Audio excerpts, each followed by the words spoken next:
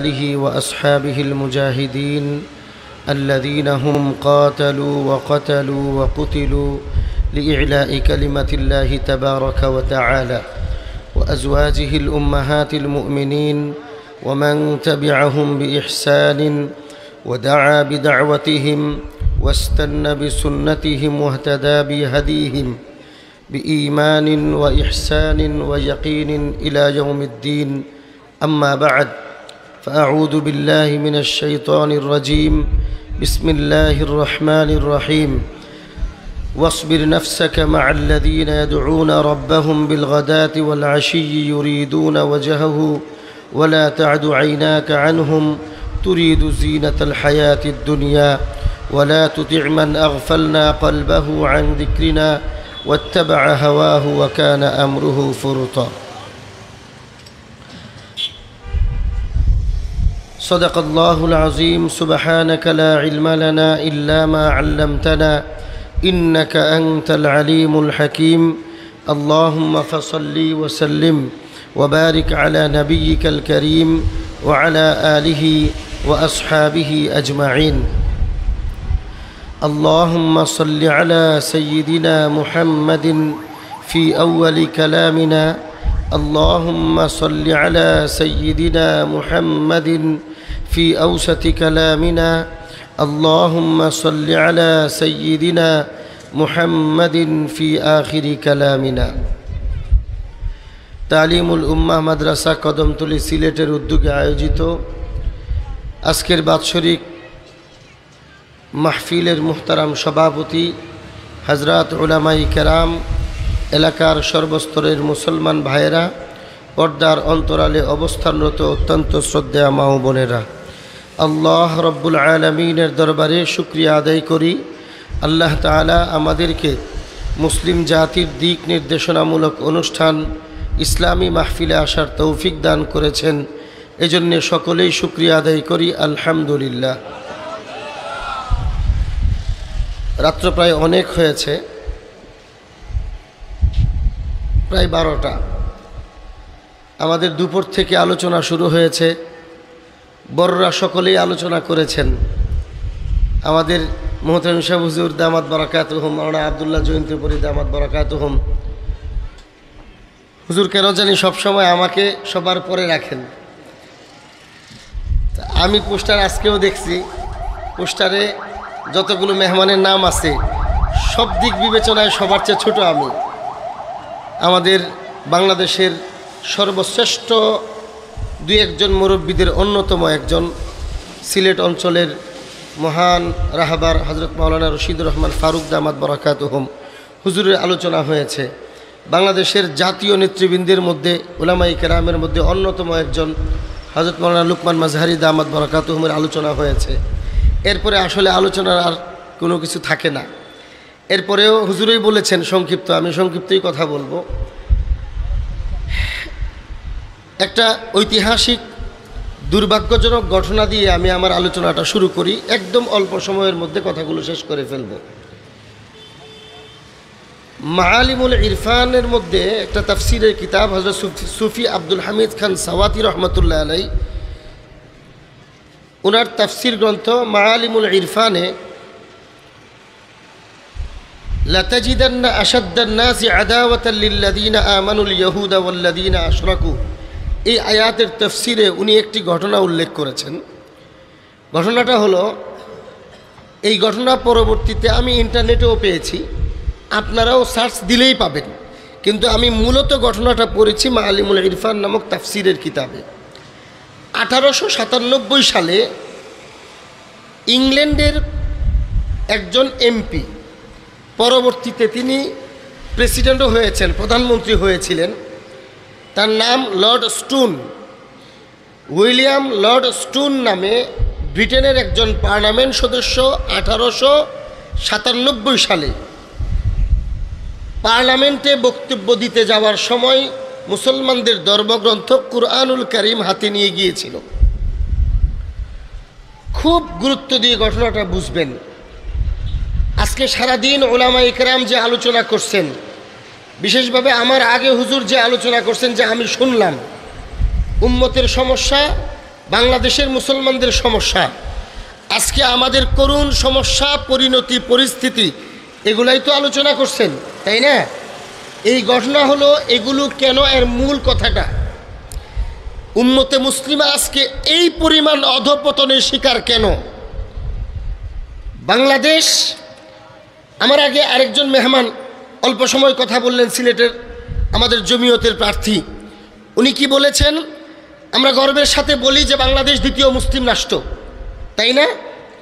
আমরা গর্বের সাথে বলি বাংলাদেশ দ্বিতীয় মুসলিম রাষ্ট্র, কিন্তু এই দ্বিতীয় মুসলিম রাষ্ট্র যেমন হওয়া দরকার, বাংলাদেশ কি এরকম আছে? এটা বড় একটা প্রশ্ন। কেন নাই? কেন বাংলাদেশ দ্বিতীয় প্রধান মুসলিম রাষ্ট্র হওয়ার পরেও মুসলমানের দেশ যেমন হওয়া দরকার, মুসলমানের দেশের রাজনীতি, শাসন, অর্থনীতি, বিচার, প্রশাসন যেমন হওয়া দরকার, আজকে বাংলাদেশে এমনটা নাই কেন? এটা একটা বড় প্রশ্ন এই জাতির।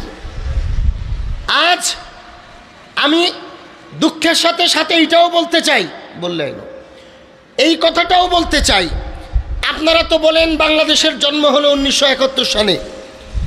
বাংলাদেশ মূলত 71-এ হয় নাই, বাংলাদেশ হয়েছে 1947-এ। 1947-এ ইংরেজ থেকে এই দেশ মুক্ত হয়েছে, একটা ঐতিহাসিক কথার ভিত্তিতে মুক্ত হয়েছে। ইতিহাস পড়েন, বুঝেন কিসের ভিত্তিতে তখন স্বাধীন হয়েছিল।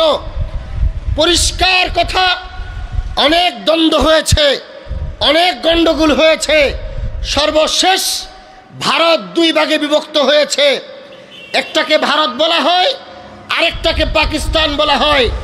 আজকের বাংলাদেশ, আজকের পাকিস্তান দুটা এককভাবে ভারত থেকে আলাদা হয়েছে, স্বাধীন হয়েছে। ভারত থেকে স্বাধীন হওয়ার প্রয়োজন কি ছিল? প্রয়োজন ছিল এর আরও কিছুদিন আগে 1924-এ আমাদের খেলাফতকে ধ্বংস করে দেওয়া হয়েছে। রসুল করিম সাল্লাল্লাহু আলাইহি ওয়া আলিহি ওয়াসাল্লাম 610 খ্রিস্টাব্দে মদিনায় যে রাষ্ট্রের স্থাপন করেছিলেন, 610 থেকে নিয়ে 1917 পর্যন্ত ধারাবাহিকভাবে মুসলিম শাসন ব্যবস্থা দুনিয়ার কোথাও না কোথাও ছিল। কয়েক বছরের গণ্ডগোল, 24 থেকে বিগত 100 বছর পর্যন্ত দুনিয়ার কোথাও খেলাফত নাই। 1924-এ খেলাফত ধ্বংস করা হয়েছে। 20 থেকে 47 কত বছর? 27 বছর। এই 27 বছরের ব্যবধানে উলামায়ে কেরাম, মুসলমানরা, দিনদার বুদ্ধিজীবীরা পাগল পারা ছিলেন। দুনিয়াতে খেলাফত নাই, ইসলামী রাষ্ট্র নাই, পৃথিবীর কোথাও আল্লাহর বিধান নাই। মানুষ অন্যায় করবে, স্বাভাবিক। অন্যায় করার পর বিচার হয়। পৃথিবীর কোনো জায়গায় আল্লাহর বিধান অনুযায়ী বিচার করা হয় না। সমাজে চুরি হয়, চুরির একটা বিধান আল্লাহ দিয়েছেন, কিন্তু ওই বিধান বাস্তবায়ন হয় না। কি হয়? ইংরেজরা যেই সিস্টেমে বিচার কায়েম করে দিয়ে গেছেন ওই অনুযায়ী বিচার হয়। উলামায়ে কেরামের আফসোস ছিল, মুসলমানদের কষ্ট ছিল।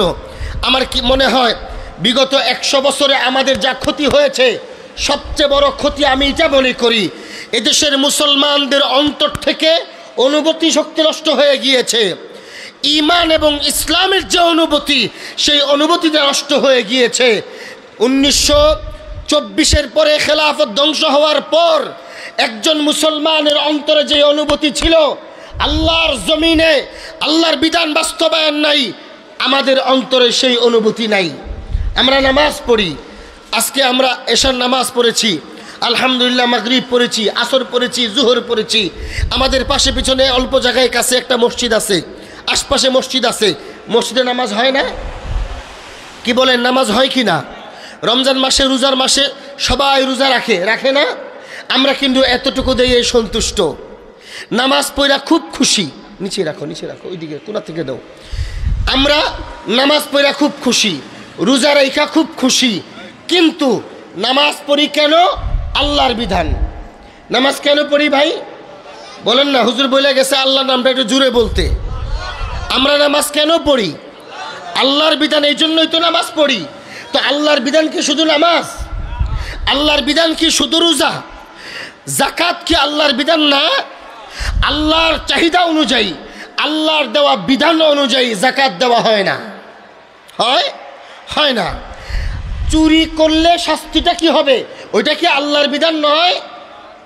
আছে আমাদের সমাজে, এই সমাজে চুরি হলে, এই সমাজে চুরি হলে, এই সমাজে ডাকাতি হলে, এই সমাজে ছিনতাই হলে, এই সমাজে কোনো মার্ডার হলে, এই সমাজে ব্যভিচার হলে, এই সমাজে ধর্ষণ হলে, এই সবগুলো অপরাধ, এই সব অপরাধের জন্যে আমাদের কোর্ট কাছারি আছে। কিন্তু একজন মানুষ যখন এরকম অপরাধ হলে বিচারালয়ে যায়, বিচারক কি আল্লাহর বিধান অনুযায়ী বাস্তবায়ন করে, আল্লাহর বিধান অনুযায়ী ফাইসালা করে, না মানুষের বানানো বিচার অনুযায়ী ফাইসালা করে? তাহলে নামাজ আল্লাহর বিধান, যাকাত আল্লাহর বিধান, বিচার ব্যবস্থা এটাও আল্লাহর বিধান।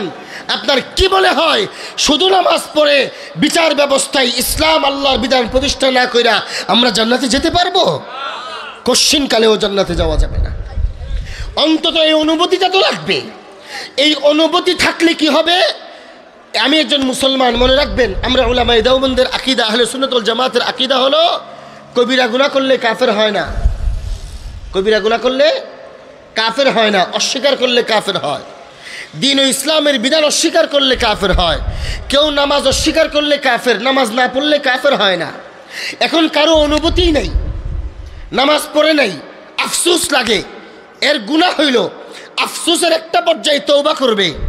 উলামায়ে কেরাম বলবে তুমি কাজা আদায় করো, কাজা আদায় করবে, তওবা করবে, আল্লাহ মাফ করে দিবেন। হযরত থানবী রহমতুল্লাহ আলাইহি বলেন বেহিসাব নামাজের কাজা হয়েছে, কাজা আদায় করতেই হবে। এরপরেও কোনো মুসলমান যদি হিসাব না থাকার কারণে সাধ্য অনুযায়ী কিছু কাজা আদায় করে, তার জীবনের কাজা বাকি থাকলেও আল্লাহ মাফ করে দিবেন। তাহলে কি হইল? অনুভূতিটা তো থাকতে হবে আমাদের। অনুভূতি যদি থাকে, অপরাধবোধ যদি থাকে, তাহলে তওবা তো নসিব হবে আমাদের।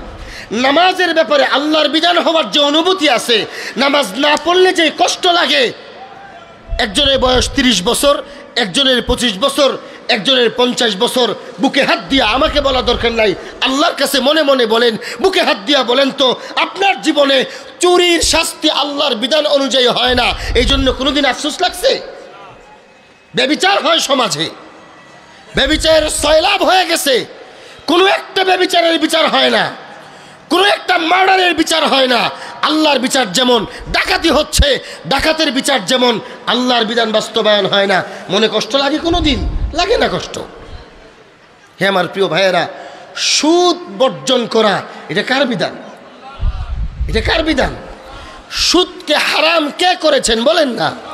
আল্লাহ সুদকে হারাম করেছেন। এই দুনিয়া, এই বাংলাদেশে রাষ্ট্রীয়ভাবে সুদ আছে কিনা? আছে কিনা?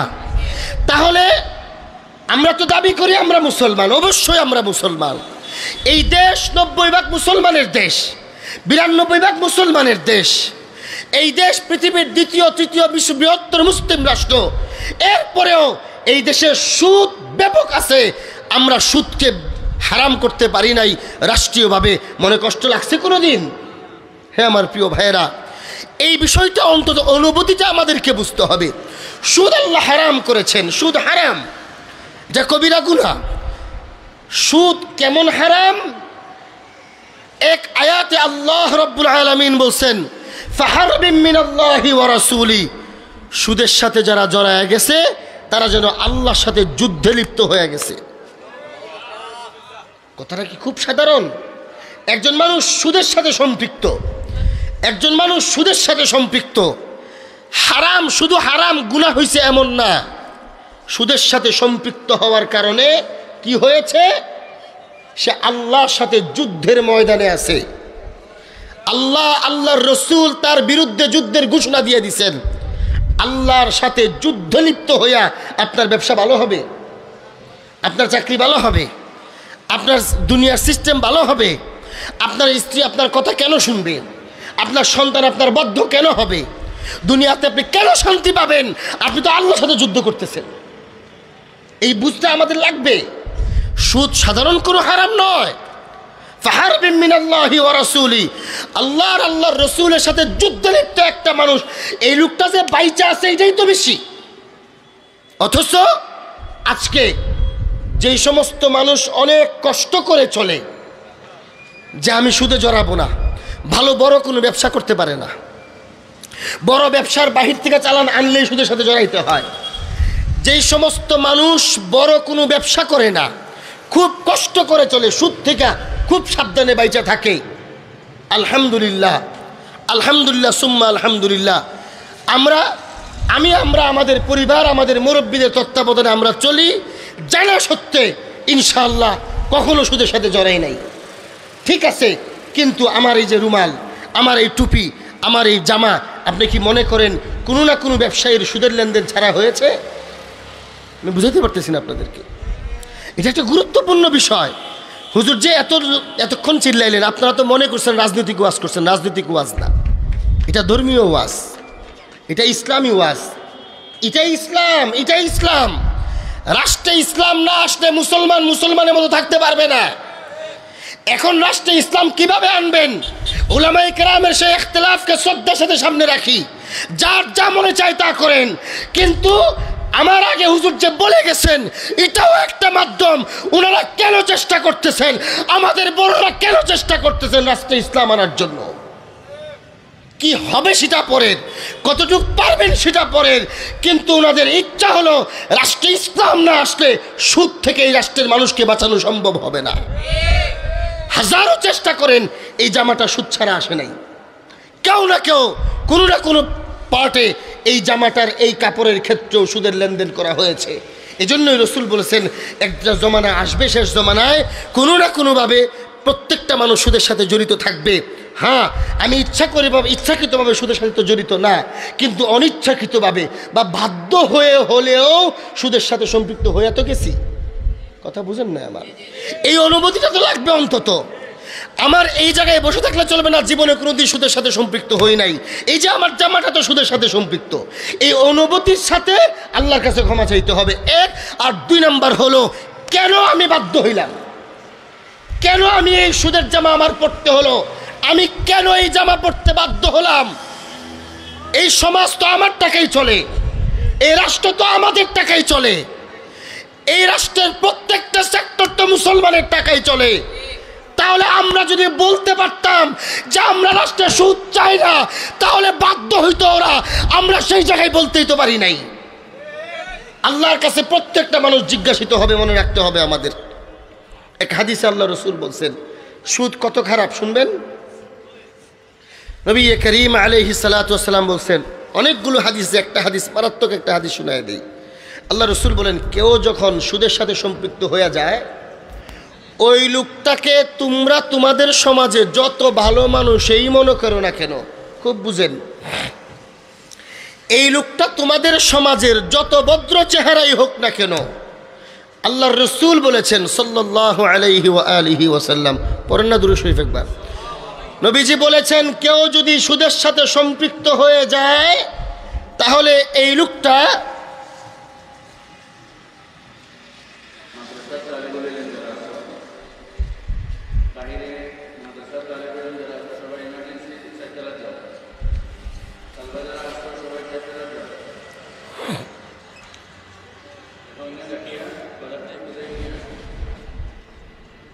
হ্যাঁ আমার প্রিয় ভাইরা, নবীজি বলছেন যারা সুদের সাথে সম্পৃক্ত হয়ে যায়, ওদের বাহ্যিক অবয়ব, চেহারা, সামাজিকভাবে ওরা যত ভালোই হোক না কেন, নবীজি বলেন একটা মানুষ তার মায়ের সাথে যৌন সম্পর্ক তথা অপকর্ম বা জিনা বা ব্যভিচারে লিপ্ত হওয়া যেই পরিমাণ গুনাহ, সুদের সাথে সম্পৃক্ত হওয়া এই পরিমাণ বা এর চেয়েও বেশি গুনাহ। হ্যাঁ আমার প্রিয় ভাইরা, আমাদের সমাজে ব্যভিচারে লিপ্ত হয়, একটু হাদিস যেহেতু রসুল বলেছেন, এটা বোঝানোর জন্য আপনাদেরকে একটু ব্যাখ্যা করতে হয়। পতিতাবৃত্তি করে না অনেকে, অনেক মানুষ পতিতালয়ে যায়, ভুলক্রমে চলে যায়। আমাদের সমাজে যদি কোনো এমন একটা মানুষ সম্পর্কে মানুষ জেনে ফেলে যে এই লোকটা নিষিদ্ধ পল্লীতে যাতায়াত করে, এই লোকের ব্যাপারে কি আপনার ধারণা খুব ভালো থাকবে? আপনারা মহব্বত করবেন, এই লোকের পিছনে নামাজ পড়বেন, এই লোককে স্টেজের মধ্যে প্রথম সারিতে বসায় রাখবেন, এই লোককে সম্মান করবেন? কথা বলেন না, করবেন?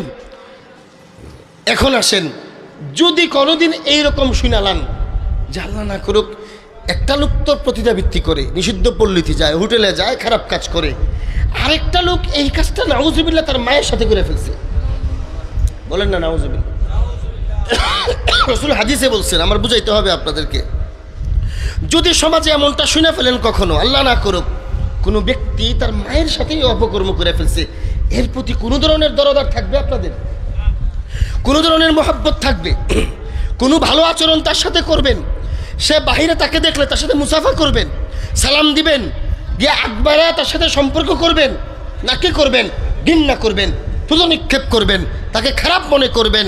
আল্লাহর রাসূল বলেন, যেই লোকটা সুদের সাথে সম্পৃক্ত হয়, এই লোকটা কোনো কোনো রেওয়ায়াতে আসছে একবার, কোনো কোনো রেওয়ায়াতে আসছে মায়ের সাথে ৭০ বার অপকর্ম করলে যেই অপরাধ, এই লোকটা ওই অপরাধী। তাহলে আমাদের সমাজে প্রকাশ্যে সুদের সাথে সম্পৃক্ত এত বড় বড় মহাজনরা, অপরাধীরা, লম্পট বদমাইশরা সমাজে বিচরণ করে, আমরা কিচ্ছুই বলি না তাদেরকে। কেন বলি না? এই জন্য সমাজে সুদ বেপরোয়া হয়ে যায়। মনে রাখতে হবে সুদ হারাম। বলেন সুদ কি? বলেন সবাই বলেন সুদ কি? হারাম। সুদ, সুদ আল্লাহ হারাম করেছেন। সুদ আমাদের রাষ্ট্রীয়ভাবে বৈধ। আপনার কি মনে হয় রাষ্ট্রীয়ভাবে বৈধ হইলেই বৈধ হয়ে যাবে এটা? এই যে আমরা ৭৫ বছর যাবৎ বাংলাদেশে রাষ্ট্রীয়ভাবে সুদকে বৈধ করে চলাফেরা করতেছি, চলতেছি, মনে কোনো দিন কষ্ট লাগছে যে আল্লাহর বিধান সুদ, এটা হারাম কেন করা হয় না? হ্যাঁ আমার প্রিয় ভাইয়েরা, এরকম একটা একটা করে আপনাকে ৭০টা বিধান দেখাইতে পারবো যে আল্লাহর বিধান বাস্তবায়ন নাই সমাজে, আল্লাহর বিধান সমাজে নাই, আল্লাহর বিচারের বিধান নাই, আল্লাহর সুদের বিধান নাই। এরকম সব ক্ষেত্রে আল্লাহর বিধান বাস্তবায়ন হয় নাই। কেন হয়েছে? সেই 1924 খেলাফত ধ্বংস করার পর মুসলমানদের নেতৃবৃন্দ উলামায়ে কেরামের মাথা ব্যথার কারণ ছিল এটাই যে ইসলাম রাষ্ট্রীয়ভাবে ছিল, 24 ধ্বংস করার পর আবার ওনারা চেষ্টা করেছেন, প্রায় 27 বছর পরে আলহামদুলিল্লাহ ওনারা সক্ষম হয়েছেন ইসলামের নামে একটা রাষ্ট্র তৈরি করতে। হ্যাঁ আমার প্রিয় ভাইয়েরা, আমরা যে বাংলাদেশের বসবাস করি, যাকে পূর্ব পাকিস্তান বলা হয়, তখনকার সময়ের পাকিস্তান আজকের বাংলাদেশ 47-এ লিখিতভাবে দলিল করা হয়েছিল, লিখিতভাবে দলিল সহ লিখিতভাবে এই কথার উপরে বাংলাদেশকে পাকিস্তানকে আলাদা করা হয়েছে। এই দেশ মুসলমানের দেশ, এটা পরিপূর্ণ ইসলামের ভিত্তিতে হবে, লা ইলাহা ইল্লাল্লাহর ভিত্তিতে হবে, কোরআনের বিধান বাস্তবায়ন হবে, আল্লাহর বিধান বাস্তবায়ন হবে, এই কথার ভিত্তিতে 47-এ রাষ্ট্র প্রতিষ্ঠা হয়েছে। হ্যাঁ আমার প্রিয় ভাইয়েরা, যারা আজকে কথায় কথায় আমাদেরকে সেকুলার সেকুলার বলেন, দেখেন এটা আমাদের ইমানের মাসলা, এটা আমাদের ইমানের মাসলা। এত সুন্দর ওয়াজ শুনবেন, এদিক দিয়ে ইমান চলে যাবে, এজন্য আগে ইমানের কথা শুনেন, এটা ইমানের মাসলা। বাংলাদেশ কখনো রাম বাম এবং সেকুলারদের রাষ্ট্র ছিল না, আমাদেরকে গিলানো হচ্ছে। আমি সব সময় বিগত সরকারের আমলে বলছি আলহামদুলিল্লাহ, আমরা এমন না শত্রু গেলেগা পরে তাদের বিরুদ্ধে চিল্লাই, এজন্য 5 আগস্টের পরে আমি শক্ত কথা কমই বলি। তাদের আমলেই বলেছি, সেই 72-এ যে সংবিধান করেছিল, সেই সংবিধান এই দেশের সংবিধান নয়, মুসলমানের সংবিধান নয়। 47-এর এই দেশের ভিত্তি অনুযায়ী 72-এর সংবিধান হয় নাই। 72-এর সংবিধান এই দেশ থেকে ইসলাম নির্মূলের জন্যে, এই দেশ থেকে মুসলমান নির্মূলের জন্য করা হয়েছিল। সুতরাং 72-এর সংবিধান আমরা তখনও গ্রহণ করি নাই, এখনো গ্রহণ করি না। এই সরকারকেও বলবো 72-এর সংবিধানকে পরিবর্তন করে 24-এ আইসা তারা সংবিধান করবে, এখানে সেকুলারিজম রেখে দিবে। আল্লাহর কসম, 72-এর সংবিধানকে যেমন আমরা প্রত্যাখ্যান করেছি, সেকুলারিজম ওলা 24-এর সংবিধানকেও আমরা প্রত্যাখ্যান করব। সংবিধান হবে ইসলামের ভিত্তিতে, সংবিধান হবে একত্ববাদের ভিত্তিতে, সংবিধান হবে রিসালাতের ভিত্তিতে, সংবিধান হবে খতমে নবুয়তের ভিত্তিতে।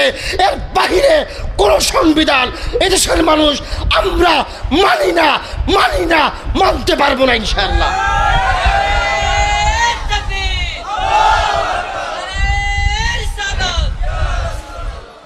হ্যাঁ আমার প্রিয় ভাইয়েরা, এই বিষয়টা আমাদের ঈমানের সাথে সম্পৃক্ত। এটা বুঝতে হবে, যদি আমাদের সংবিধানে সেকুলারিজম থাকে, যদি আমাদের সমাজে আমাদের সংবিধানে সেকুলারিজম থাকে, আর যদি আমাকে বলা হয়, আপনাকে বলা হয় এই সংবিধানকে মানতেই হবে দেশে থাকতে হলে, এই সংবিধানকে শ্রদ্ধা করতেই হবে দেশে থাকতে হলে, আর যদি আপনি মনে করেন দেশে যখন আসি মানতেই তো হবে, সব উলামায়ে কেরাম এখানে আসে, জিজ্ঞেস করেন ঈমান থাকবে না, চিরস্থায়ী জাহান্নামে। আপনি হাজারো নামাজ পড়েন, চিরস্থায়ী জাহান্নামে যেতে হবে। যদি আমাদের সংবিধানে আল্লাহর বিধানকে উপেক্ষা করা হয়, যদি আমাদের সংবিধান থেকে ধর্মকে উৎখাত করে দেওয়া হয়, যদি আমাদের সংবিধানকে এটাকে তারা গুলায় ফেলে করবে, যেটা আমরা বুঝতে পারবো না, এটা হলো ফিতনা, আমরা বুঝতে পারবো না। ওরা ইসলাম এবং সেকুলারিজমকে মিলানোর চেষ্টা করবে। দেখবেন ওরা বলে সেকুলারিজম মানে ধর্মহীনতা নয়। হ্যাঁ, সেকুলার অবশ্যই, সেকুলারিজম মানে ধর্মহীনতা। সেকুলারিজমের সাথে ধর্মের কোনো সম্পর্ক নাই। 47-এ আমাদের দেশ যেই সংবিধান, যেই নীতির উপরে প্রতিষ্ঠিত হয়েছিল, আমি আল্লাহর কসম করে বলি, আপনাদেরটা জানি না, আমার বিশ্বাস হলো আমি সেই ভিত্তির উপরে এখনো বিশ্বাস করি। এরপরে ওই লা ইলাহা ইল্লাল্লাহর ভিত্তির বাহিরে গিয়া 72-এ হোক, আর 90-এর দশকে হোক, আর 24-এ হোক, সে রাম বা মোলারা হোক, আর আমেরিকা ইউরোপের কুকুর বর্তমান শাসকরা হোক, যারাই হোক না কেন, ইসলামের বাহিরে গিয়ে, একত্ববাদের বাহিরে গিয়ে, রাসূলের খাতমে নবুয়তের বাহিরে গিয়ে যত সংবিধান হবে, আমি আগেও কোনো সংবিধানকে গ্রহণ করি নাই, এখনো কোনো সংবিধানকে গ্রহণ করি না, সামনেও এই কুফরি শিরকি সংবিধানকে কখনোই গ্রহণ করতে পারবো না আমরা। সুতরাং তাহলে কি করতে হবে? সংবিধান এদেশের মুসলমানদের ঈমানি ভিত্তিকে সামনে রেখে বানাইতে হবে। হে আমার প্রিয় ভাইয়েরা, আমি যে কথাটা বলতেছিলাম, 47-এ ইসলামের ভিত্তিতে আমাদের দেশ হয়েছে, সেটাই আমাদের মূল। এরপরে কারা আসলো, কখন আসলো, কিভাবে আসলো আপনারা জানেন? 47-এ ঢাকাতে সর্বপ্রথম স্বাধীনতার পতাকা উত্তোলন কে করেছেন? হযরত মাওলানা জাফর আহমদ উসমানী রহমতুল্লাহি আলাইহি, হযরত থানবী রহমতুল্লাহ আলাইহির ভাগিনা, ঢাকা আলিয়ার প্রধান, বড়কাটার মাদ্রাসার বিভাগে মুহাদ্দিস হযরত মাওলানা জাফর আহমদ উসমানী থানবী রহমতুল্লাহ আলাইহি ঢাকাতে 47-এ 14-15 আগস্ট সর্বপ্রথম বাংলাদেশের ঢাকাতে স্বাধীনতার পতাকা উত্তোলন করেছিলেন। এবং সেই পতাকা লা ইলাহা ইল্লাল্লাহর ভিত্তিকে পুরানো হয়েছিল। হ্যাঁ আমার প্রিয় ভাইয়েরা, মূল মাথা ব্যথার কারণ ছিল এটা। 24-এ খেলাফত ধ্বংস হয় 27 বছরের মাথায়। বুঝেন, আবারও বলছি, 610 খ্রিস্টাব্দে ইসলামী রাষ্ট্র প্রতিষ্ঠা হয়, রসুল করেছেন। ধারাবাহিকভাবে কোথাও ভেঙেছে, কোথাও হয়েছে, কোথাও দুর্বল হয়েছে, কোথাও সবল হয়েছে। ধারাবাহিকভাবে 1917 পর্যন্ত আল্লাহর রসুলের সেই প্রতিষ্ঠিত 610 খ্রিস্টাব্দে করা ইসলামী রাষ্ট্র ধারাবাহিকভাবে ছিল। 17 থেকে 24-এর মধ্যে খতম করে দেওয়া হয়। 24 থেকে 47 আবার তৈরি করা হয় 30 বছরের ব্যবধানে। এটা ছিল ওদের মাথা ব্যথার কারণ। শত শত বৎসর চেষ্টা করে যেই জিনিসটাকে আমরা ধ্বংস করে দিলাম, যেটা মুসলমানদের মূল, হযরত শাইখুল হিন্দ রহমতুল্লাহি আলাইহি আমাদের তালিমুল উম্মাহ মাদ্রাসা, এটা একটা দেওবন্দি মাদ্রাসা।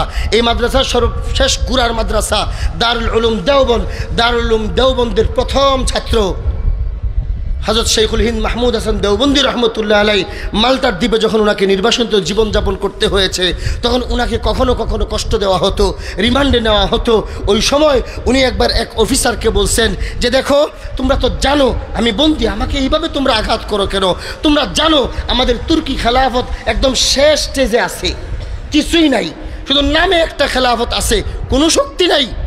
এরপরেও তোমরা এই খেলাফতকে এত কেন ভয় পাও? এই খেলাফতের জন্যে কাজ করতেছি আমি।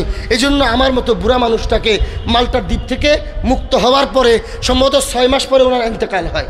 তাহলে বুঝেন কি পরিমাণ বৃদ্ধ বয়সে মাল্টাতে ছিলেন। উনি বলেন, আমার মতো একটা বৃদ্ধ মানুষ, এই একদম ভঙ্গুর একটা খেলাফত, যার নাম ছাড়া কোনো ক্ষমতা নাই। এই খেলাফতের জন্য আমি কথা বলি, কাজ করি। এজন্য আমার জবান বন্ধ করলা, আমাকে একদম গ্রেফতার করলা, ভারত থেকে বের করলা, আরব ভূখণ্ড থেকে বের করা, সেই জাজে একদম মালটার মধ্যে কালা পানিতে নিয়ে আসলা এত দূরে, এত ভয় তোমরা কেন পাও? তখন হযরত শাইখুল হিন্দ রহমতুল্লাহ আলাইহি বলেন, হযরত মদনী রহমতুল্লাহ আলাইহি বলেন, শাইখুল হিন্দ রহমতুল্লাহি আলাইহির এই প্রশ্নের জবাবে তখন ওই লোকটা বলেছিল, হুজুর আপনিও জানেন আমিও জানি আপনাদের খেলাফত দুর্বল। ইউরোপের অসুস্থ রাষ্ট্র বলা হতো, এত দুর্বল। আমিও জানি আপনিও জানেন আপনাদের বর্তমান খেলাফত একদমই দুর্বল, নড়বড়ে, ধাক্কা দিলেই পড়ে যাবে, এবং আমরা সেই ধাক্কাটা দিচ্ছি। এবং সত্যিই কিছুদিন পরে ওই ধাক্কায় খেলাফত ধ্বংস হয়ে গেল। ওই লোকটা অফিসার বলতেছে শাইখুল হিন্দ রহমতুল্লাহ আলাইহিকে, আপনিও জানেন আমিও জানি এটা দুর্বল, এই খেলাফতের কোনো মূল্য নেই, অনেক দুর্বল। এরপরেও এই খেলাফতের পক্ষে কথা বলতে গিয়ে আপনাকে কেন গ্রেফতার করা হয়? এই খেলাফতের বিরুদ্ধে এত শক্তি আমরা কেন ব্যয় করি জানেন? খেলাফত শব্দটা একটা শক্তি আপনাদের জন্য। কথা বুঝতেছেন আমার? এই কথাটা বুঝবেন মুসলমান যুবক ভাইয়েরা, খুব ভালো করে বুঝবেন। সেই ইংরেজ অফিসার বলে খেলাফত শব্দটা একটা শক্তি। এই খেলাফত শব্দটার কারণেই গোটা মুসলিম উম্মাহ এখনো জীবিত আছে। যদি আমরা এটা বুঝি, যদি আপনাদেরকে দমন করা না হয়, আপনি যেইভাবে ভারত থেকে আফগানিস্তান, আফগানিস্তান থেকে আরব ভূখণ্ড, গোটা মধ্যপ্রাচ্য এবং ভারতীয় উপমহাদেশ, পুরাটা জায়গায় আপনি আপনার ছাত্রদের মাধ্যমে, অনুসারীদের মাধ্যমে খেলাফতের পক্ষে এত ক্যাম্পেইন করতেছেন। যদিও সুস্থ খেলাফত, এই অবস্থায় যদি এমন হয়ে যায়, আপনি যদি কোনোভাবে আপনাদের খলিফা আব্দুল হামিদ দ্বিতীয় রহমতুল্লাহ আলাইহি পর্যন্ত যদি আপনার চিঠি পৌঁছে যায়, যদি খলিফা আব্দুল হামিদ সাহস করে ঘোষণা দিয়ে দেয় যে আমি মুসলিম উম্মার খলিফা হিসাবে সর্বশেষ স্টেজে এসে আমি আমার রাষ্ট্র, দেশ, জাতিকে রক্ষা করতে ব্যর্থ হচ্ছি, সর্বশেষ গোটা মুসলিম উম্মাকে ইসলামের জন্যে সর্বশক্তি ব্যয় করে বেঈমানদের বিরুদ্ধে জিহাদে ঝাঁপায়ে পড়ার হুকুম করছি, যদি খলিফার সাথে আপনার আন্দোলন মিলা যায়, যদি কোনোভাবে আপনার পত্র খলিফা পর্যন্ত পৌঁছে যায়, যদি খলিফা এই ঘোষণা দিয়ে দেয়, আর এই ঘোষণা যদি আপনারা সারা দুনিয়াতে প্রচার করতে থাকেন, এই ঘোষণা যদি আফগানিস্তানে চলে যায়, আফগানিরাও যদি ঘোষণাটাকে গ্রহণ করে নেয়, আপনাদের বিধানে আছে, আপনাদের আইনে আছে, খলিফা হুকুম করলে জিহাদ ফরজে আইন হয়ে যায়। আর জিহাদ যখন ফরজে আইন হয়ে যায়, তখন শিশুদের জন্যও জিহাদ করা ফরজ হয়। ইসলামে একমাত্র বিধান, যেই বিধানটা শিশুরা পর্যন্ত কখনো কখনো মুকাল্লাফ হয়ে যায়, নারীদের জন্য পর্যন্ত, অসুস্থদের জন্য পর্যন্ত, স্বামীর স্ত্রীর জন্য স্বামীর অনুমতি ছাড়া জিহাদ করতে হয়, সন্তানের জন্য বাবা মায়ের অনুমতি ছাড়া জিহাদ করতে হয়। শুধু অনুমতি নয়, নিষেধ করলে নিষেধ উপেক্ষা করেও জিহাদ করতে হয়। ওই ইংরেজ অফিসার বলে হুজুর আপনি ভালো করেই জানেন, যদিও অসুস্থ, আপনাদের কোনো ক্ষমতা, কোনো শক্তি নাই, কিন্তু এই জন্য শক্তি নাই দেখেই খলিফা এখনো জিহাদের হুকুম করতেছে না, আপনিও তার সাথে সম্পৃক্ত হওয়ার আগে আগে আপনাকে আমরা গ্রেফতার করে সরাইয়া দিলাম। ওই দিক দিয়ে আপনার শিষ্য উবাইদুল্লাহ সিন্ধির মাধ্যমে যে আন্দোলন করেছেন, সেই রেশমি রুমাল আন্দোলনও আমরা ব্যর্থ প্রমাণিত করলাম। এই সব কিছু কেন করলাম জানেন? যদি আপনারা ঐক্যবদ্ধ হয়ে যান, আর যদি খলিফা বলে মুসলিম উম্মাহ জিহাদে ঝাঁপায়ে পড়ো, খেলাফতকে মুক্ত করো, ইসলামকে মুক্ত করো, তখন মুসলমানদের উপরে জিহাদ ফরজে আইন হয়ে যাবে। তখন এই মুসলিম উম্মাকে আর আমরা বিরত রাখতে পারবো না। মুসলমানরা যখন খলিফার পক্ষ থেকে হুকুম পাবে, মুসলমানরা যখন খলিফার পক্ষ থেকে জিহাদের নির্দেশ পাবে। আর এই জিহাদের মূল্যটা যদি মুসলমান বুঝতে পারে, মুসলমান যদি বুঝে আমার ইজ্জতের নিরাপত্তা নাই, আমার স্ত্রীর ইজ্জতের নিরাপত্তা নাই, আমার বউ বাচ্চার ইজ্জতের নিরাপত্তা নাই, আমার ব্যবসা বাণিজ্যের নিরাপত্তা নাই, আজ আমি গোলামীর জিন্দিগি যাপন করছি, আমি গোলামীর জিন্দিগি কাটাইতে চাই না। মুসলমান যদি এই জিনিসটা বুঝা ফেলে এবং মুসলমান যদি মনে করে খলিফার হুকুম চলে এসেছে, আল্লাহর পক্ষ থেকে ফরজ হয়ে গেছে, সুতরাং ফরজে আইন মাথায় নিয়ে মুসলমানদের হাতে যার কাছে যা আছে, যার অবস্থান থেকে যখন রাস্তায় নামবে, মাঠে নামবে, আমাদের বিরুদ্ধে জিহাদে চাপায় পড়বে। অসুস্থ খেলাফত হতে পারে, দুর্বল খেলাফত হতে পারে, কিন্তু সামগ্রিক মুসলমানরা জিহাদে চাপায় পড়লে তাদেরকে বিরত রাখার মতো সাধ্য আমাদের কখনোই হবে না। এই জন্যই আমরা আপনার বিরুদ্ধাচরণ করি, এই জন্যই আমরা আপনাকে এত মেহনত, এত কষ্ট দিই। হে আমার প্রিয় ভাইয়েরা, যদিও আমরা বুঝি না জিহাদ কি জিনিস, যদিও আমরা বুঝি না খিলাফত কি জিনিস, যদিও আমরা বুঝি না খলিফা কি জিনিস, কিন্তু ইংরেজরা ঠিকই বুঝেছিল, যার কারণেই তারা খেলাফত ধ্বংসও করেছে এবং খেলাফত ধ্বংস করার পর আর কোনো মুসলিম রাষ্ট্রকে ওঠার জন্য সুযোগ দেয় নাই। 47-এ উঠেছে, সেই মাথা ব্যথা ওদের আজকে পর্যন্ত আমাদের বাংলাদেশ। আমি যে ঘটনাটা বলতেছিলাম, এই পরিস্থিতিটা কেন হয়েছে ওই ঘটনা থেকে সংক্ষিপ্ত শুনে ফেলেন। মনে আছে উইলিয়াম লর্ড স্টোন আমাদের কোরআন শরীফ হাতে নিয়ে সে গিয়েছিল পার্লামেন্টে বক্তব্য দেওয়ার জন্যে। সে পার্লামেন্টে বক্তব্য দিতে গিয়ে 1897 সালে মুসলমানদের কোরআন হাতে নিয়ে সে বক্তব্য দেয়, দুনিয়াতে যদি আমরা শান্তি, শৃঙ্খলা, নিরাপত্তা প্রতিষ্ঠা করতে চাই, তাহলে মুসলমানদের এই ধর্মগ্রন্থ থেকে দুনিয়াকে পবিত্র করতে হবে। নাউজুবিল্লাহ বলে না, বুঝেন না আপনারা?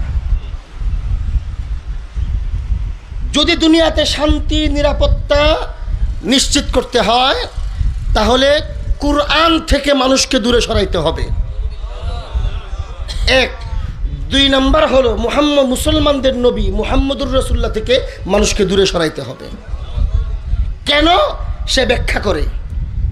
আপনি এখনও ইন্টারনেটে সার্চ দিলে, উইকিপিডিয়াতে সার্চ দিলে তার সে বক্তব্য পাবেন। ব্যাখ্যা করে কোরআন এবং কোরআনের ব্যাখ্যা মুহাম্মদুর রাসূলুল্লাহ আমলি ব্যাখ্যা দিয়েছেন। কোরআন 2টা জিনিসের প্রতি মানুষকে উদ্বুদ্ধ করে। একটা হলো নারী পুরুষের অবাধ মেলামেশাকে নিষিদ্ধ করে। কি বলছে? বলেন না, নারী পুরুষের অবাধ মেলামেশা নিষিদ্ধ করে, অশ্লীলতাকে নিষিদ্ধ করে। এটা আমার শব্দ, আর ওর শব্দ হলো নারী পুরুষের অবাধ মেলামেশাকে নিষিদ্ধ করে। আর 2 নম্বর হলো তারা দুনিয়াতে সন্ত্রাসবাদের প্রতি আকৃষ্ট করে মানুষকে। কোরআন নারী পুরুষের অবাধ মেলামেশাকে নিষিদ্ধ করে। 2 নম্বর হলো দুনিয়ার মানুষকে সন্ত্রাসবাদের দিকে উদ্বুদ্ধ করে। সন্ত্রাসবাদ মানে ওই যে ইসলামের জিহাদের বিধান, ওইটাকে বুঝাইছে। ইসলামের জিহাদের বিধানের মাধ্যমে মুসলমানদের নবীর নবুয়তে জীবন 23 বছরের মোটামুটি অর্ধেকই হলো নাউজুবিল্লাহ তার ভাষায় সন্ত্রাসবাদের জন্য উস্কানিমূলক। বলেন না নাউজুবিল্লাহ। এখন আসেন, আপনাদের রাত্র অনেক হয়েছে, অধৈর্য হচ্ছেন, আমি বিস্তারিত ব্যাখ্যা করব না, এই 2টা কথাকে সামনে রাখলাম। 1897 সালে ব্রিটেনের পার্লামেন্টে আমাদের পবিত্র কোরআন হাতে নিয়ে সে এই পরিমাণ বেয়াদবি করেছে। এই কোরআন এবং কোরআন যিনি আনছেন মুহাম্মদুর রাসূলুল্লাহ, এই 2 জিনিস থেকে মানুষকে দূরে সরাইতে হবে। কেন? নারী পুরুষের অবাধ মেলামেশার প্রতি বাধা কোরআন এবং মুহাম্মদুর রাসূলুল্লাহ, আর দুনিয়ার মানুষকে জঙ্গিবাদের প্রতি, সন্ত্রাসবাদের প্রতি আকৃষ্ট করে কোরআন এবং মুহাম্মদুর রাসূলুল্লাহ। এই জন্য যদি আমরা দুনিয়াকে নিরাপত্তার মধ্যে আনতে চাই, যদি আমরা দুনিয়াকে স্বাধীন করতে চাই, যদি আমরা দুনিয়াকে উন্নত করতে চাই, তাহলে আমাদের এই কোরআন এবং মুহাম্মদ সাল্লাল্লাহু আলাইহি ওয়া আলিহি ওয়াসাল্লাম এই 2 জিনিস থেকে মানুষকে দূরে সরাইতে হবে। বক্তব্যটা কোন সময়কার? 1897 সালে। 1897 থেকে 1997, কয়শো বছর? 100 বছর। 97 থেকে আজকে 25, কয় বছর? 27 বছর। তাহলে 127 বছরে দুনিয়াতে কি হয়েছে, কোরআন থেকে দূরে সরানোর জন্য কি কি পদক্ষেপ নেওয়া হয়েছে এখন হচ্ছে, এগুলা কি আমার ওয়াজ করতে বুঝাইতে হবে না ওয়াজ উলামায়ে কেরাম করছেন ধারাবাহিক? এই ওয়াজই তো সবসময় হয়, কথা বুঝেন নাই? এই ওয়াজ তো সব আলেমরা করেন। আমি প্রেক্ষাপটটা আনলাম কি কারণে, মুরব্বীরা যারা আছেন, আমাদের মুরব্বী কম দেখতেছি, এরপরে কয়েকজন আছেন মুরব্বীরা, চিন্তা করেন তো, যাদের মোটামুটি দাড়ি পাকা, আপনাদের বয়স যখন 7 থেকে 10 ছিল, তখনকার সময়ে ফজরের নামাজের পরে আপনাদের পাড়া মহল্লার যেই চিত্র ছিল, এটা কি এখন আপনারা দেখেন? বলতে হবে কথাটা, দেখেন কি সেই চিত্র ছিল? আমাদের পাড়ায় মহল্লায় ফজরের নামাজের পরে মসজিদের দিকে বাচ্চারা পরনে কাপড় না থাকতে পারে, শীতের দিন জামা নাই, এমনও ছিল বাপের লঙ্গিটা মাথার মধ্যে দিয়া ঘিটু দিয়া গেছে, এমন দেখেন নাই? কি ছিল? ফজরের পরে আমাদের বাচ্চারা মসজিদমুখী ছিল। এখন আছে সেটা? আমাদের মক্তব ব্যবস্থাকে পুরাপুরি ধ্বংস করে দেওয়া হয়েছে। কেন? সেই 1897 সালের সেই বক্তব্যকে কেন্দ্র করে ওইটা বাস্তবায়ন করার জন্য মুসলমানের সন্তানদেরকে কোরআন থেকে দূরে সরানোর জন্যে যত প্ল্যান প্রোগ্রাম করার চেষ্টা করা হয়েছে এই পর্যন্ত হয়েছে। আজ আমি খুব দুঃখের সাথে বলতে চাই, আজকের রিপোর্ট হলো শতকরা মাত্র 2% লেখাপড়া করনেওয়ালা বাংলাদেশে ছাত্র ছাত্রী শিক্ষার্থীর সংখ্যার মাত্র 100 থেকে 2 জন মাদ্রাসায় কোরআন পড়তে যায়, আর 98% নারী পুরুষ শিক্ষার্থী তারা কোরআন পড়ার প্রতি আগ্রহী নাই।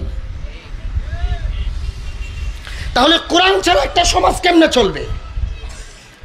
কোরআন ছাড়া একটা সমাজ কেমনে চলবে? মনে কষ্ট নিয়েন না, আপনারা সবাই নামাজ পড়েন, কিন্তু এখানে অর্ধেক মানুষ এমন আছেন যাদের কোরআন শুদ্ধ নাই, আছে না? তাহলে কোরআন ছাড়া নামাজ তো হয় না। তাহলে আপনি উলামায়ে কেরামকে জিজ্ঞেস করেন। ভুল মাসআলা আমাদের সমাজে প্রচলিত, মাসআলাটা বলে দিই আমি। আমাদের সমাজে আপনারা জানেন যে কোরআন যাদের শুদ্ধ নাই তারা কোরআন ছাড়াও নামাজ হয়, যাদের শুদ্ধ নাই শুদ্ধ করার চেষ্টা করবে, শুদ্ধ না থাকলে সুবহানাল্লাহ আলহামদুলিল্লাহ পড়াও নামাজ হয়। এমন মাসআলা হয়তো আপনারা শুনেন, এই মাসআলাটা আংশিক শুদ্ধ। এই মাসআলাটা মূল কি? নামাজ আমার এই মুহূর্তে ফরজ, এখন আমার কোরআন শুদ্ধ নাই, এই মুহূর্তে আমাকে নামাজ পড়তে হবে, তো কোরআন যে শুদ্ধ নাই তো কি করব? এজন্য শরীয়ত বলে নামাজটা এত বড় ফরজ, কোরআন শুদ্ধ না হলেও তোমাকে নামাজ পড়তে হবে। তাহলে এখন নামাজ পড়ো। কেমনে নামাজ পড়ো? তেলাওয়াতের জায়গায় সুবহানাল্লাহ আলহামদুলিল্লাহ তাসবিহাত দিয়ে নামাজ পড়বো। কতক্ষণ? কয় ওয়াক্ত নামাজ? দুনিয়ার সব কাজ ছেড়ে দিয়ে শুধুমাত্র জীবন উপকরণ বাঁচতে পারবো এতটুকু খাওয়া, এতটুকু ঘুম, এতটুকু প্রয়োজনীয় কাজ বাদ দিয়া 24 ঘন্টা শুধুমাত্র কোরআন শিখার ফিকির করবে। জীবনের মূল কাজটা বাদ দিয়া বাকি সম্পূর্ণ সময় কোরআন শিক্ষার পিছনে সময় ব্যয় করলে যতক্ষণ বা যত দিন লাগে শিখতে, অতদিন কোরআন ছাড়া নামাজ হবে। আমার মতো চাকরি ঠিক মতে করবো, ঘুমামো ঠিক মতে, বিয়ে শাদী করবো ঠিকভাবে, ব্যবসা বাণিজ্য করবো ঠিকভাবে, আর দৈনিক আধা ঘন্টা 10 মিনিট সময় পাইলে হুজুর ডাকবে আর বলবে হুজুর আজকে পারতাম না, আজকে ব্যবসার একটু ঝামেলা বেশি, এই সিস্টেমে আমি 1 বছরে কোরআন শিখবো আর 1 বছর নামাজ কোরআন ছাড়া পড়বো। আমি অন্তত এটা জানি না, আপনারা উলামায়ে কেরামকে জিজ্ঞেস করেন, আমার জানা অনুযায়ী আপনার নামাজ হয় না। এটাই মাসআলা, এটাই ফতোয়া। তাহলে কোরআন ছাড়া সমাজ কেমনে চলবে? শুধু কি তাই? ওইগুলা সবার পরে আসেন না। আল্লাহ কোরআনে বলছেন রাসূলকে ইয়াতলু আলাইহিম আয়াতিহি। কি অর্থ? রাসূল আপনি কোরআন তেলাওয়াত করে উম্মতকে শোনান, আপনি তেলাওয়াত করেন, উম্মতকে তেলাওয়াত করে শোনান। সমস্ত মুফাসসিরিনে কেরাম এখানে ঐক্যবদ্ধ এই কথার উপরে, এই সিদ্ধান্তের উপরে। শুধু কোরআন তেলাওয়াত করে ইদা তুলিয়াত আলাইহিম আয়াতুহু যাদাতহুম ঈমানা, তেলাওয়াত করলে ঈমান বাড়ে। কোন তেলাওয়াত? অর্থসহ না অর্থসহ না, তাফসীর সহ না তাফসীর সহ না, মর্ম সহ না মর্ম সহ না, শুধু তেলাওয়াত করলে ঈমান বাড়ে, শুধু তেলাওয়াত শুনলেই ঈমান বাড়ে। শুধু তেলাওয়াত, অর্থও বুঝেন না, মর্মও বুঝেন না, তাফসীরও বুঝেন না, শুধু তেলাওয়াতের এই পাওয়ার যে করলেও ঈমান বাড়ে, শুনলেও ঈমান বাড়ে। শুধু তেলাওয়াত স্বতন্ত্র ইবাদত, শুধু তেলাওয়াত। কুরআন তেলাওয়াত করলে প্রতি হরফে 10টা করে নেকি। এই হাদিস তো আপনারা জানেন। কোন তেলাওয়াত? অর্থসহ তেলাওয়াত না অর্থসহ না? হ্যাঁ, কোরআন অর্থসহ পড়া এটাও কোরআনের একটা হক, কিন্তু কোরআনের সবচেয়ে বড় হক হলো কোরআন তেলাওয়াত। কোরআন তেলাওয়াত করলে প্রতি হরফে 10টা করে নেকি হয়। কোরআন তেলাওয়াত করলে প্রতি তেলাওয়াতে ঈমান বৃদ্ধি হয়। কোরআন তেলাওয়াত করলে ঈমান বাড়ে। কোরআন তেলাওয়াত করলে আল্লাহর উপরে আস্থা ও বিশ্বাস বাড়ে। কোরআন তেলাওয়াত শুনলে সওয়াব হয়। কোরআন তেলাওয়াত শুনলে ঈমান বাড়ে। কোরআন তেলাওয়াত শুনলে রিজিক বৃদ্ধি হয়। কোরআন তেলাওয়াত শুনলে মনে প্রশান্তি আসে। কোরআন তেলাওয়াত করলে, কোরআন তেলাওয়াত শুনলে ব্যবসার মধ্যে বরকত হয়। কোন তেলাওয়াত? অর্থ ছাড়া তেলাওয়াত। কথা বুঝেন না আমার? তাহলে এই তেলাওয়াত ছাড়া একটা মুসলিম সমাজ থাকে কেমনে? আল্লাহর রাসূল বলেছেন সাল্লাল্লাহু আলাইহি ওয়া আলিহি ওয়াসাল্লাম, ফিতনায়ে দাজ্জাল কত কঠিন ফিতনা আপনারা জানেন, সেদিকে বলতেছি না। ওই কঠিন ফিতনা, যেই ফিতনা সম্পর্কে আমাদের নবীর আগে সমস্ত নবীরা উম্মতকে সতর্ক করেছেন, এত কঠিন ফিতনা সম্পর্কে আমার রাসূল বলেছেন যে কয়েকটা মাধ্যমে তোমরা এই ফিতনা থেকে মুক্ত হতে পারবা। এর মধ্যে একটা হলো সূরা কাহফ তেলাওয়াত করবা। প্রতি শুক্রবার সূরা কাহফ তেলাওয়াত করবা। যদি কষ্ট হয় সূরা কাহফের প্রথম 1 রুকু শেষ 1 রুকু তেলাওয়াত করবা। পারলে প্রথম 1 রুকু 10-11 আয়াত, শেষ 10-11 বা 12টা আয়াত 1 রুকু। প্রথম 1 রুকু শেষ 1 রুকু মুখস্থ করে ফেলবা।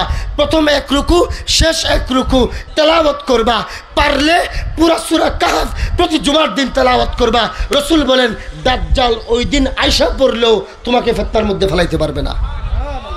যান আপনি মুফাসসিরিনে কেরামকে জিজ্ঞাসা করেন, উলামায়ে কেরামকে জিজ্ঞাসা করেন, এই তেলাওয়াত কোন তেলাওয়াত? অর্থসহ না অর্থ ছাড়া তেলাওয়াত। হ্যাঁ, অর্থও বুঝতে হবে, অর্থও বুঝতে হবে। কারণ কোরআনের যেই আয়াতে, যেই সূরায়, যেই ফজিলতের কথা বলা হয়েছে, ওই ফজিলত এই জন্যেই যে এই সূরার মধ্যে ওই নির্দেশনা দেওয়া হয়েছে। এই জন্য অর্থ বুঝতে হবে, শিখতে হবে, কিন্তু সেটা স্বতন্ত্র বিধান। শুধু তেলাওয়াত করলেই আপনি দাজ্জালের ফিতনা থেকে বাঁচবেন। যারা তেলাওয়াত পারবেন না, তেলাওয়াত শুনেন, এই শোনার দ্বারাও দাজ্জালের ফিতনা থেকে আপনি বাঁচবেন। তাহলে কোরআন তেলাওয়াত ছাড়া মুসলিম সমাজ থাকে কেমনে?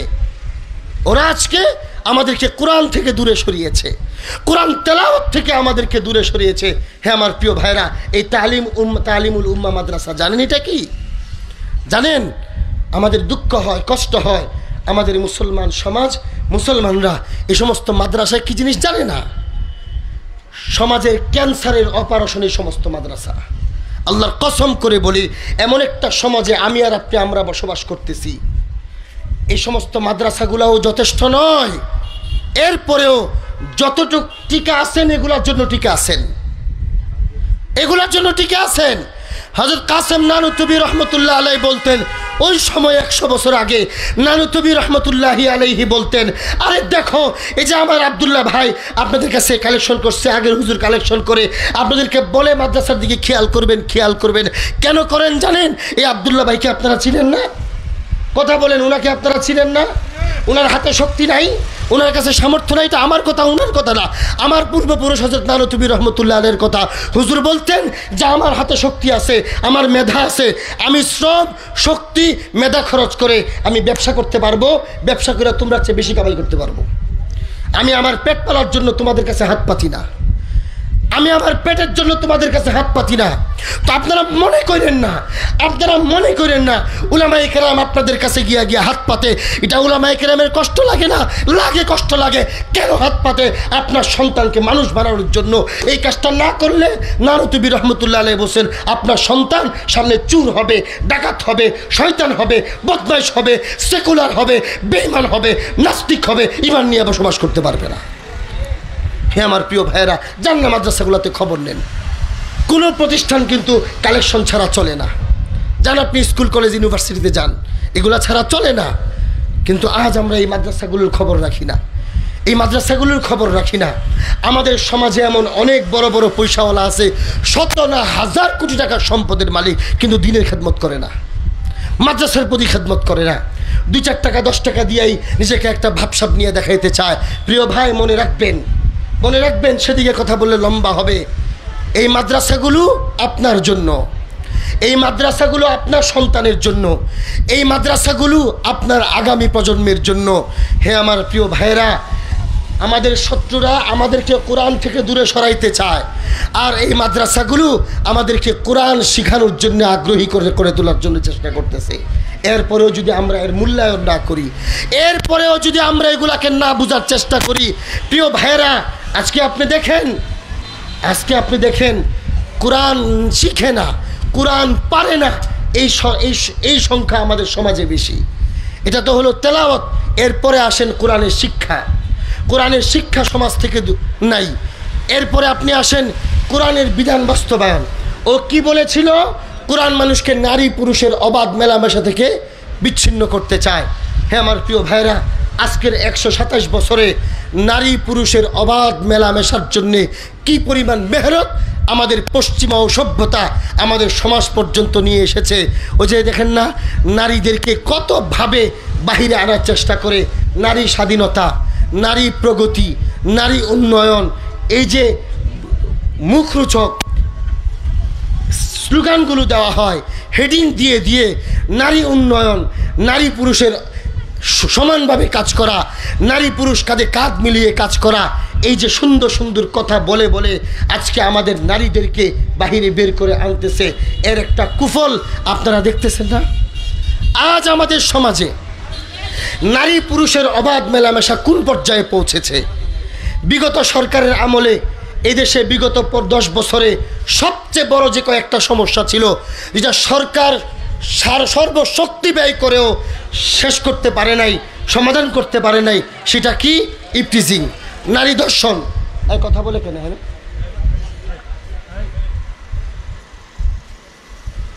এখনো পর্যন্ত এই সব কিছু হলো সেই উইলিয়াম লস্টুনের সেই বক্তব্যের কর্মসূচি।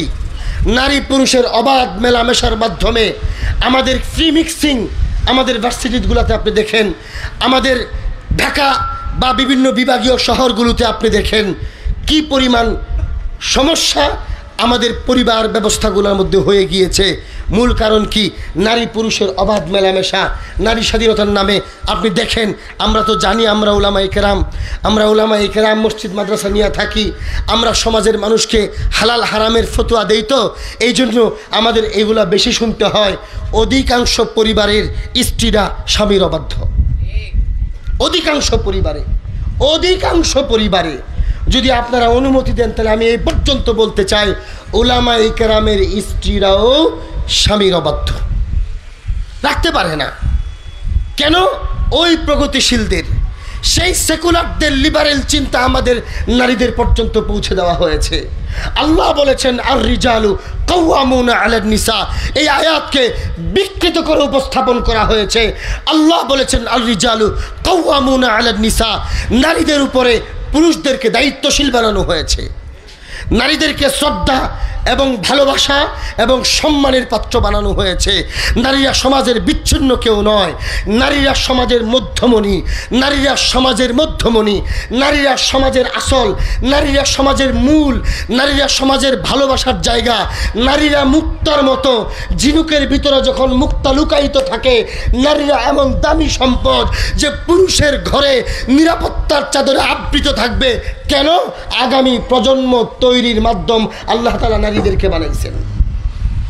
ওরা এই জন্যই নারীদেরকে ব্যয় করতে চায়। দেখবেন অনলাইনে ব্যবসা, নারীদেরকে স্বাবলম্বী করে গড়ে তোলার জন্যে। আরে ভাই, নারীদেরকে স্বাবলম্বী কেন আপনি করবেন? ইসলাম বাধা দেয় না। আমি বলছি না কোনো নারী পর্দার ভিতরে ব্যবসা না করেন, কিন্তু আমি বলছি আল্লাহ যেখানে আপনাকে রাজকীয় হালতে বসবাস করার সুযোগ করে দিয়েছে, আপনি ব্যবসা কেন করবেন?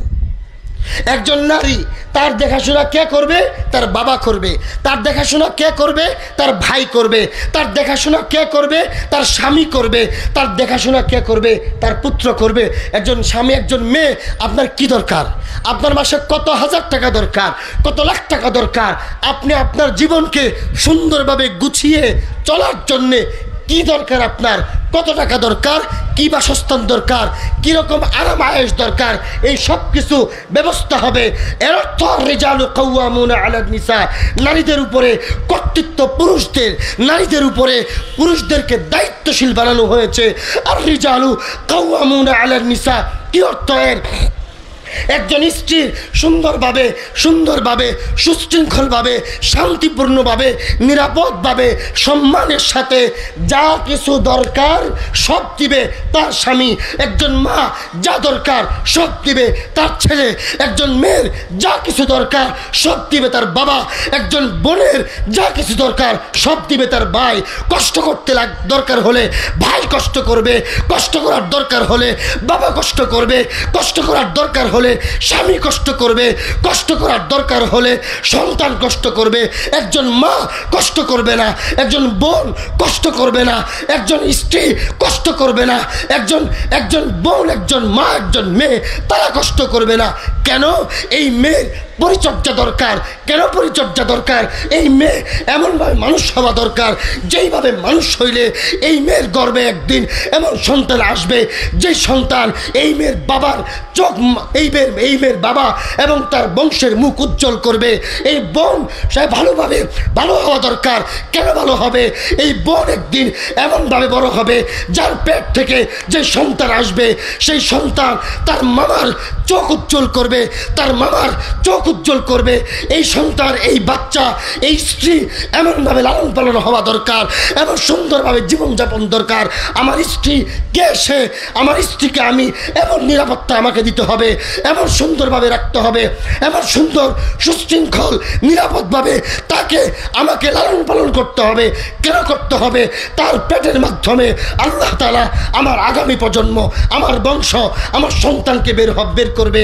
আমি যদি আমার স্ত্রীকে কষ্টে রাখি টাকার অভাবে, আমার স্ত্রী যদি বাহিরে কাজ করে, তাহলে তার পেটে যে সন্তান আসবে ওই সন্তান বাহিরের পরিবেশের কারণে খারাপ হবে, মন্দ হবে, ক্ষতিটা আমার হবে। এই জন্য আল্লাহ বলছেন আর রিজালু কাওয়ামুনা আলান নিসা, এই পুরুষ তোমাকে দায়িত্ব দিলাম, স্বামী তোমার দায়িত্ব, তুমি তোমার স্ত্রীকে যা কিছু দরকার সব দাও। সুন্দর পরিবেশ, নিরাপদ পরিবেশ, আদর যত্ন, ভালোবাসা, নিরাপত্তা, প্রশান্তি সব দিয়ে তুমি লালন পালন করো। কেন করবা? তোমার সন্তান তার পেট থেকে বের হবে। বুঝেন কথাটা? আজকে এই কথাটা আমরাও বুঝি না, আমাদের নারীরাও বুঝে না। আর আমাদের শত্রুরা সেকুলারিজমের চিন্তা যারা করে, ওই অসভ্যরা আমাদের নারীদেরকে, পুরুষ তোমাদেরকে ঘরে রাখতেছে, নারী তোমাদেরকে, মুসলমানরা তোমাদেরকে ঘরে আটকায় রাখে, কোরআন তোমাদেরকে ঘরে আটকায় রাখে, এই কথা বইলা আমাদের নারীদেরকে বাহিরে আনতেছে। আশ্চর্য! হ্যাঁ আমার প্রিয় ভাইরা, দেখবেন এগুলো তারা এক একটা প্ল্যান হাতে নেয় অনলাইনে খুব সুন্দর করে। এর পক্ষে দেখবেন কিছু হুজুররাও দলিল পেশ করে। মনে রাখতে হবে কঠিন এক ষড়যন্ত্রের মধ্যে আমরা আছি। আমি বলছি না নারীরা পর্দার ভিতরে থেকে ব্যবসা করে হারাম না। এখনো কেউ দাঁড়ায় জবাব দিয়ে ফেলবে আম্মাজান খাদিজা ব্যবসা করেন নাই? আম্মাজান খাদিজা ব্যবসা করছেন আমার মতো আর আপনার মতো এরকম সবাই মন্দভাবে ব্যবসা করছিল? আম্মাজান খাদিজা ব্যবসা করছিলেন, কোনোদিন ব্যবসার জন্য ঘর থেকে বের হয়েছিলেন? সেটা ভিন্ন জিনিস, পড়েন না সেটা। আমরা তো সেটাই চাই। সিরাতে আয়েশা পড়েন না আপনারা, সিরাতে খাদিজা পড়েন না আপনারা, আম্মাজানদের জীবনী পড়েন না আপনারা। বলে যে হযরত আম্মাজান আয়েশা রাদিয়াল্লাহু আনহা উনি কি সাহাবায়ে কেরামকে পড়ান নাই? হাত পড়াইছেন তো। আমরা যে সিস্টেমে পড়াই ওই সিস্টেমে পড়াইছিলেন? নাউজুবিল্লাহ। পড়াইতে গিয়া ফ্রি মিক্সিংয়ের মাধ্যমে ছাত্র তার শিক্ষিকাকে নিয়ে ভাগায়া চলে যায়। এগুলা কি অহরহ হচ্ছে না আমাদের সমাজে? কলিগ, একটা পুরুষ কলিগ একটা নারী কলিগের সাথে সম্পর্ক তৈরি করে হইতেছে না এগুলো অহরহ? এগুলোর জন্য বলা হয়েছিল নাউজুবিল্লাহ, নাউজুবিল্লাহ। আবার এগুলোর জন্য আম্মাজানদেরকে দলিল পেশ করে। হ্যাঁ আমার প্রিয় ভাইয়েরা, হ্যাঁ আপনারা মাসআলা জিজ্ঞাসা করেন কোনো নারী, আমি তো ওই পর্যন্ত বলবো ভাই, বাবা, এরপরে স্বামী, এরপরে সন্তান, এগুলো যদি নাও থাকে ইসলাম কি বলে? নারী ব্যবসা করবে, নারী চাকরি করবে, নারী রাস্তায় কাজ করবে? না, ওরা না থাকলে নারীর দায়িত্ব সরকারের, নারীর দায়িত্ব খেলাফতের দায়িত্বশীলের, খলিফার দায়িত্ব। কেন শুনেন না আপনারা?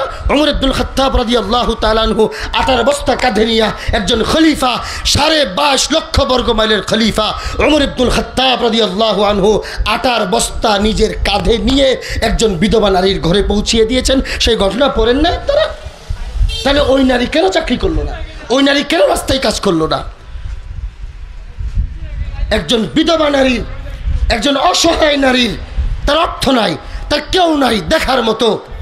উমর ইবনুল খাত্তাব হাঁটতেছেন রাত্রিবেলায়, গুঙ্গানির আওয়াজ পাচ্ছেন, খবর নিছেন এখানে একজন মহিলা, অসহায় মহিলা, কেউ নাই, তার বাচ্চা পেটে, বাচ্চা প্রসব হবে, ধাত্রী নাই, দেখার কেউ নাই। উমর ইবনুল খাত্তাব তার স্ত্রীকে খবর দিয়েছেন, নিয়ে আসছেন। বুঝলেন, 22.5 লক্ষ বর্গ মাইলের আজকের শব্দগুলা আমি তাদের সামনে ব্যবহার করতে চাই না, ব্যবহার করলে আমি মনে করি বেয়াদবি হবে। আপনাদের বোঝার জন্য শব্দটা ওনার সামনে ব্যবহার না করেই বলি। কি বলে? ফার্স্ট লেডি বলে না? বুঝছেন, একজন চেয়ারম্যানের বউ হলে তার কি অবস্থা, রাষ্ট্রপতির বউদের কি অবস্থা পাওয়া যায় কোথাও? 9.5 লক্ষ বর্গ মাইলের একজন খলিফা আমিরুল মুমিনিন উমর ইবনুল খাত্তাব রাদিয়াল্লাহু তাআলা আনহু, ওনার স্ত্রী আসছেন, আয়েশা ওই মহিলার কাছে গেছেন, ওনার স্ত্রী মহিলার দাত্রীগিরি করছেন। সিলেটে কি বলে এটারে? বাচ্চা প্রসব করা যায়, দাত্রীর কাজ করে একজন অসহায় সাধারণ নাগরিকের বাচ্চা প্রসবের কাজে সহযোগিতা কে করেছেন? 22 লক্ষ বর্গ মাইলের শাসকের স্ত্রী। এটা হলো ইসলাম। বলে গেছেন না হুজুর একটু আগে, ইসলাম আসলে এটা হবে, ওনারা আসলে এইটা হবে। আসবে কি আসবে, আমরা বহু বড় ষড়যন্ত্রের শিকার, সেটা আমি জানি না, কিন্তু আসলে এইটা হবে। ওনারা শুধুই চিল্লান না, শুধুই মেহনত করতেছেন না, এটার জন্য এই জিনিসটা আনার জন্য চেষ্টা করতেছেন। হ্যাঁ আমার প্রিয় ভাইয়েরা, এই জন্য একজন নারীকে কোন পর্যায়ে সম্মান দিয়েছেন ইসলাম আপনি দেখেন না।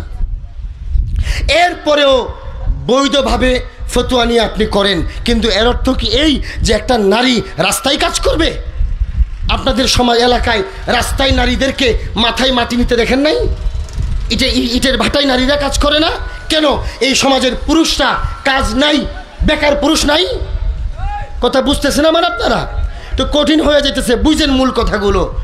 আমাদের সমাজে কত সন্তানরা, কত ছেলেরা আছে কাজ পায় না, কিন্তু নারীরা মাথায় কেন? একজন নারীর মাথায়, আমার মায়ের মাথায় কেন বালু থাকবে? রাস্তায় পিচ ডালাইয়ের কাজ এই গরমের মধ্যে আমার মা কেন করবে? এই সমাজের প্রত্যেকটা নারী তো আমার মায়ের মতো। আমার মা, আমার বোন, আমার মেয়ে, আমার স্ত্রী কেন করবে? যেই মহিলাটা কাজ করে সে কি কোনো পুরুষের স্ত্রী নয়? সে কি কোনো সন্তানের মা না?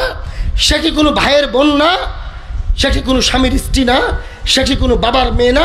তাহলে আমার মা, আমার মেয়ে, আমার বউ, আমার স্ত্রী, আমার সন্তান, আমার বোন কেন রাস্তায় কাজ করবে? আমি কি করি?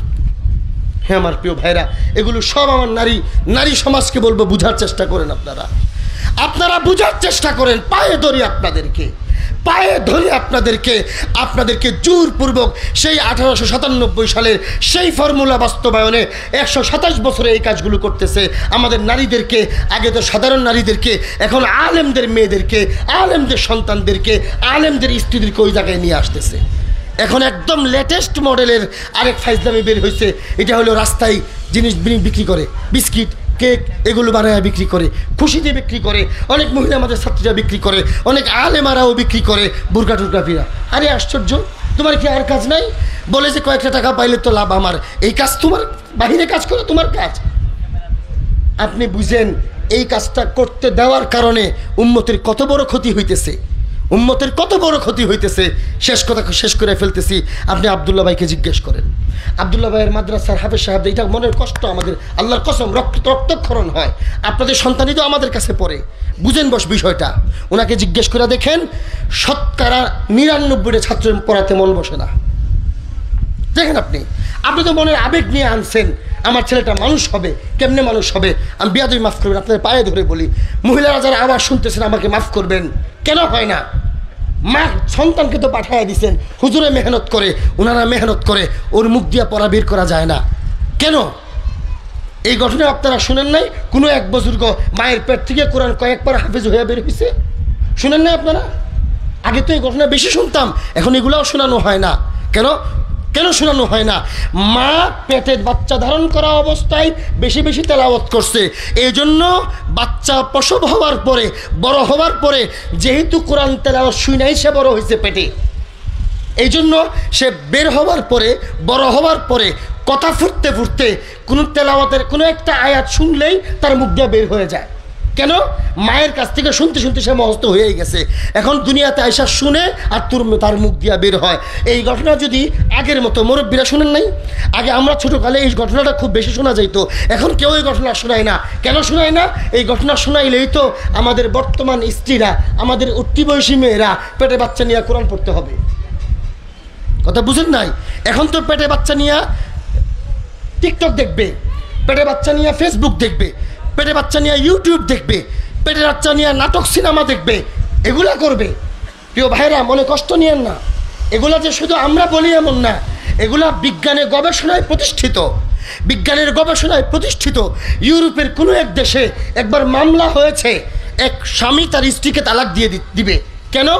আমার যে বাচ্চা প্রসব হয়েছে, বাচ্চা এটা আমার না, এই বাচ্চা আমার স্ত্রী অন্য কারোর সাথে শারীরিক সম্পর্ক করার কারণে অন্য পুরুষের বাচ্চা, আমার বাচ্চা না।